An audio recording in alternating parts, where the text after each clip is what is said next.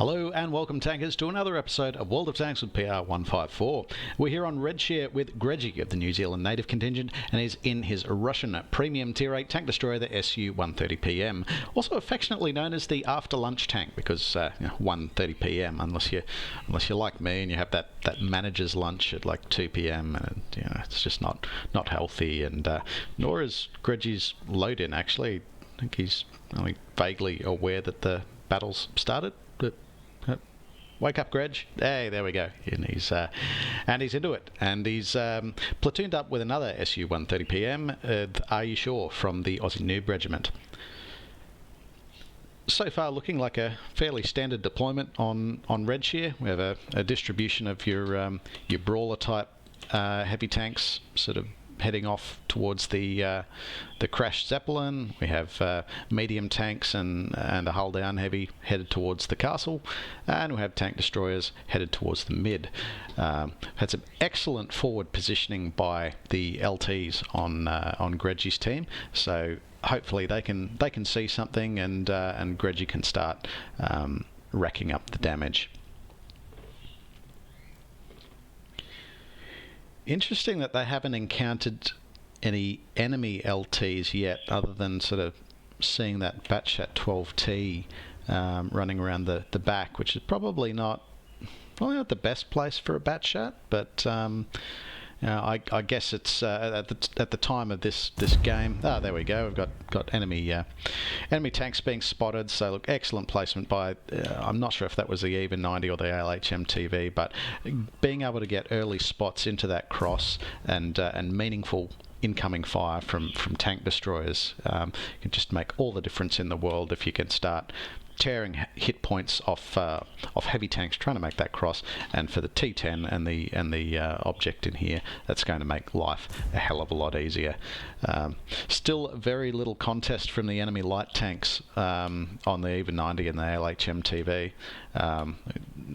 No, here we go. The LT-432 has made an appearance, and he's done that thing I really don't like, and he's got a light tank with no paint on it. No, for goodness sake, if you're in a tank that relies on concealment, put camo paint on the tank.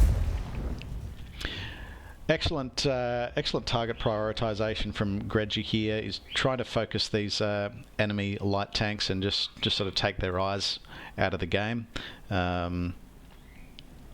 So he's having put a shot into the LT-432 and the Batchat 12T. Both tanks appear to have pulled back for now, which is probably just as well for our friendly light tanks. They're not looking to be on the healthiest hit point position at the moment, so they're probably just about done in terms of their ability to actively scout the map, and they'll be playing a bit more cautiously at this point in time.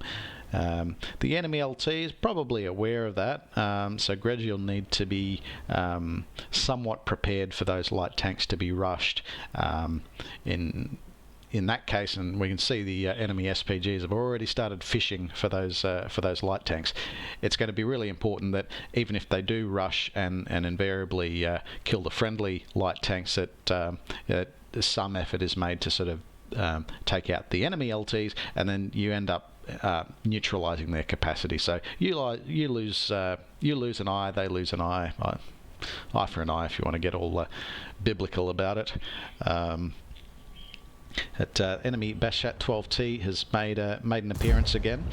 You noticed Gredgy's positioning there is positioned in a way that the foliage, the tree that he pushed down, is still opaque when he fires, and that significantly reduces the chance that he'll get spotted. If you've ever wondered why is it that I seem to be taking hits from this invisible asshole who I can't see, it's probably because they were firing from behind the cover. So if you just sit in the bush so that the bush is looking translucent, so for example Are You Sure's position at the moment, he can see through the bush, and when you're firing when you can still see through the bush, the bush will still offer you static concealment, but it won't offer you much if you're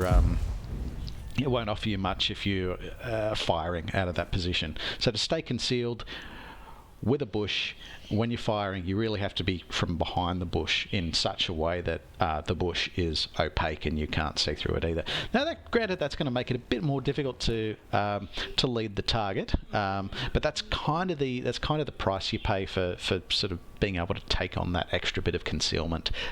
So there's the tutorial value for this particular replay. Otherwise, the enemy team is down to just one light tank at the moment, the LT-432, who look, is probably going to struggle a bit with that lack of camo paint. To be quite honest, it's he's being paired against that ELC even 90. That's just a phenomenal passive scout. Otherwise, the scores are fairly well even. It's five apiece. There's a light tank on either side. There's 2 SPGs on either side, and then it's sort of the remaining mix of tank destroyers, medium tanks, and no heavies on the enemy team, however. But despite that, the hit point position is also roughly neck and neck. The enemy appears to have cleared out that sort of 8-0 line, and unfortunately, the tanks that Gredgy's team had sent up there sort of were taken out a bit earlier in the game, or have sort of evacuated. So this is really important at this point in time for something to sort of plug that gap. I guess the Codex would call for a more defensive action in this instance, so it's fairly appropriate in this case for Gredgy's role to be to play more defensively.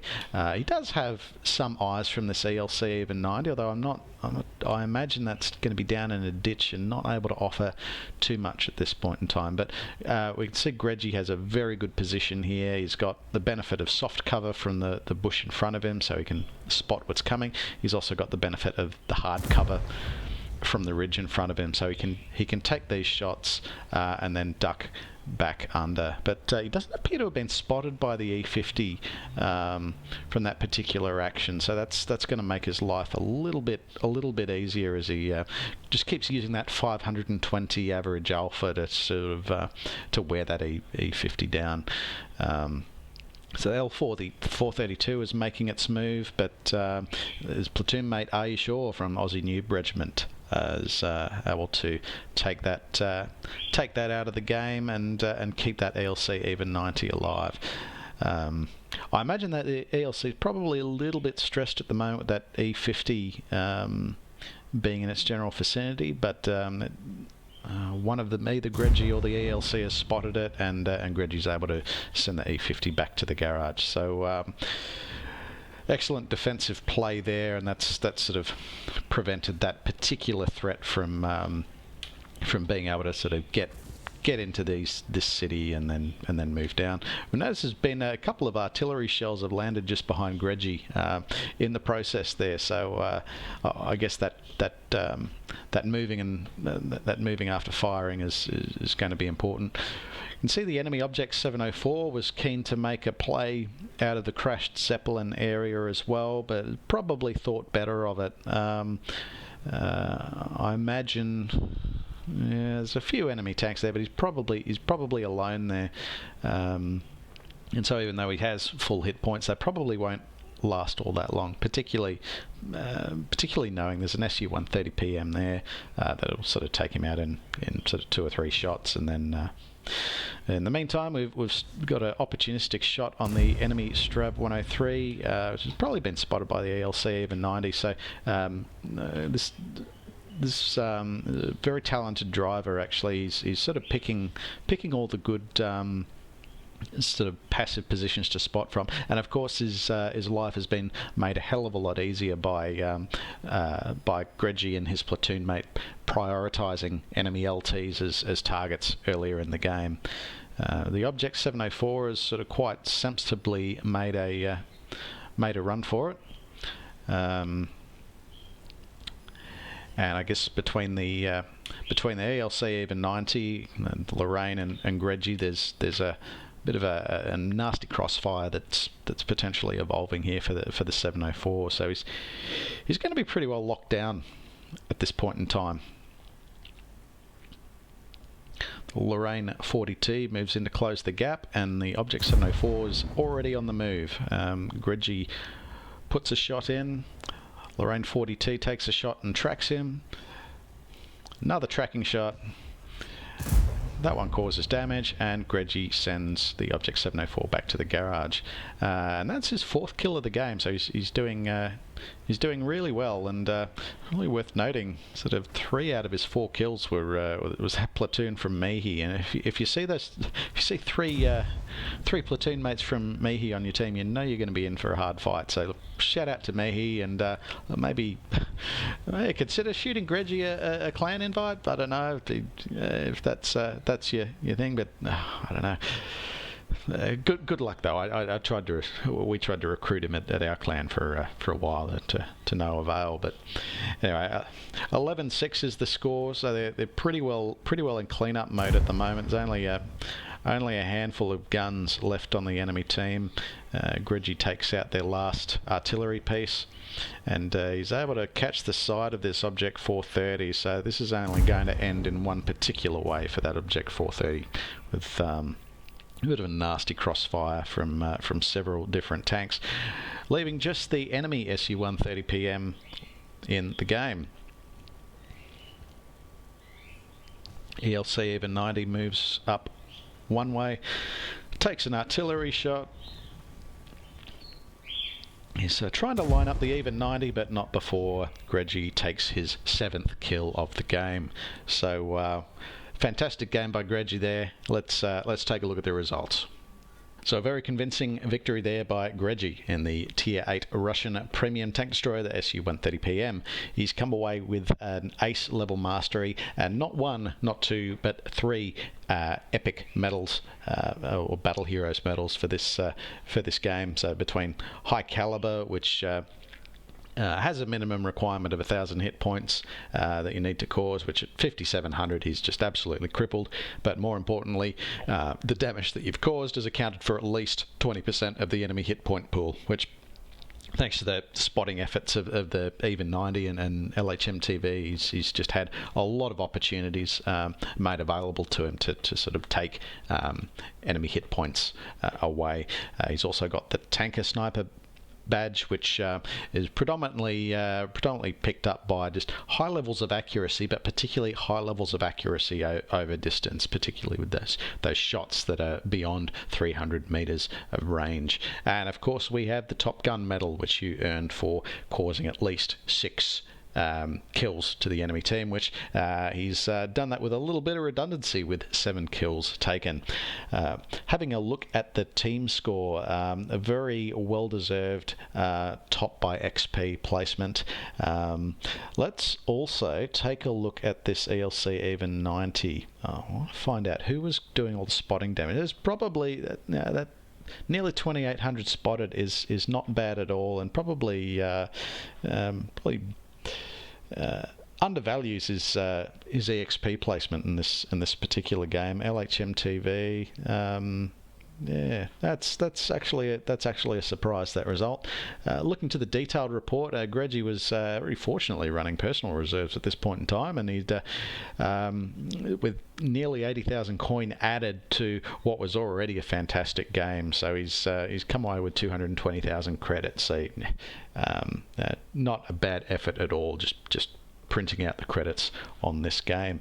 So well done to Gredgy from the New Zealand native contingent. And if you'd like to see one of your replays featured on World of Tanks with PR154, please shoot us a message over Discord or one of the links below, and we'll do our best to sort you out. In particular, we're looking for games like this where tanks are placing well while being bottom tier. And pretty well the key to that is just playing to the role of your vehicle, which he's done very convincingly by playing the role of the tank destroyer. You could see earlier in the game how he moved defensively when the Zeppelin area was cleared out, and was able to sort of pick up kills and damage through that process. And otherwise, where he was just relying on the light tanks to sort of spot from the middle area, he's taken those shots from range, but he's also making use of the soft cover and getting that double bush facility where he can sort of minimise his that counter spot capacity by letting the bush go fully opaque before taking certain shots, particularly against enemy light tanks. And of course, prioritising enemy light tanks as targets and getting them out of the game and making his own light tanks have a much easier game as a result. So in the meantime, take care out there.